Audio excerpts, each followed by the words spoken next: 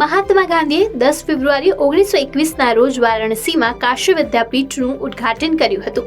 તેની સ્થાપના બાબુ શિવ પ્રસાદ ગુપ્તાએ કરી હતી. શરૂઆતમાં તેનું નામ કાશી વિદ્યાપીઠ હતું, પરંતુ 1995માં તેનું નામ બદલીને મહાત્મા ગાંધી કાશી વિદ્યાપીઠ કરવામાં આવ્યું હતું. કાશી વિદ્યાપીઠ એક સરકારી યુનિવર્સિટી છે, જેમાં આર્ટ્સ, સાયન્સ, લો અને કોમર્સ જેવા વિષયમાં ગ્રેજ્યુએશન, પીજી અને રિસર્ચ કોર્સ ચલાવવામાં આવે છે. અસહકાર ચળવળ દરમિયાન સ્થપાયેલી કાશી વિદ્યાપીઠનો મુખ્ય ઉદ્દેશ વિદ્યાર્થીઓમાં રાષ્ટ્રીય ભાવના જાગૃત કરવાનો, વિદ્યાર્થીઓને આત્મનિર્ભર બનાવવા, હિન્દી ભાષાનો વિકાસ અને સહકાર સાથે સેવાની ભાવના વિકસાવવાનો છે. કાશી વિદ્યાપીઠની વિશેષતા એ છે કે અહીં અભ્યાસ અને શિક્ષણનું માધ્યમ હિન્દી છે, પરંતુ જો કોઈ વિદ્યાર્થી અંગ્રેજી માધ્યમથી પરીક્ષા આપવા માંગતો હોય તો તેને આ માટે કુલપતિની વિશેષ પરવાનગી લેવી પડશે. હાલમાં કોઈ પણ ઉમેદવાર હિન્દી અથવા અંગ્રેજી માધ્યમથી પરીક્ષા આપી શકે છે.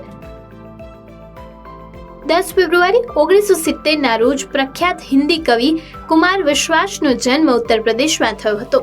કુમાર વિશ્વાસ દ્વારા લખાયેલી કવિતા કોઈ દીવાના કહેતા હૈ, કોઈ પાગલ સમજતા હૈ, પરંતુ પૃથ્વીની બેચેની માત્ર વાદળો જ સમજે છે ખૂબ જ પ્રખ્યાત છે.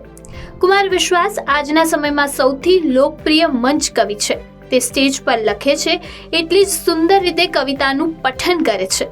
કુમાર વિશ્વાસ એવા કવિ છે જેમને માત્ર દેશમાં જ નહીં પરંતુ સમગ્ર વિશ્વમાં હિન્દીની પ્રતિષ્ઠા વધારી છે. વિદેશોમાં પણ તેમની કવિ સંમેલન પ્રત્યે શ્રોતાઓમાં અદ્ભુત ઉત્સાહ જોવા મળે છે. આ દિવસમાં કુમાર વિશ્વાસ દેશના વિવિધ રાજ્યોમાં રામકથા પણ કરી રહ્યા છે. જે.આર.ડી. ટાટાએ વર્ષ 1919માં પ્રથમ વખત કલાપ્રેમી તરીકે વિમાન ઉડાવ્યું હતું, જ્યારે તેઓ માત્ર 15 વર્ષના હતા. તમને જાણીને નવાઈ લાગશે કે જે.આર.ડી. ટાટાની પહેલી કોમર્શિયલ ફ્લાઇટમાં કોઈ પેસેન્જર ન હતા, પરંતુ 25 કિલો પત્રો હતા. આ પત્રો ઇમ્પિરિયલ એરવેઝ દ્વારા લંડનથી કરાચી લાવવામાં આવ્યા હતા. ઇમ્પિરિયલ એરવેઝ બ્રિટનની રોયલ એર કેરિયર હતી.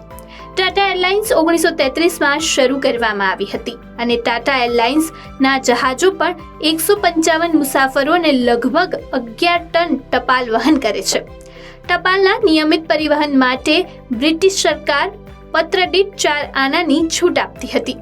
આના માટે પણ ટપાલ ટિકિટ ચોંટાડવી પડતી હતી. 29 જુલાઈ 1946ના રોજ ટાટા એરલાઇન્સ પબ્લિક લિમિટેડ આ કંપની બની અને તેનું નામ બદલીને એર ઇન્ડિયા લિમિટેડ રાખવામાં આવ્યું.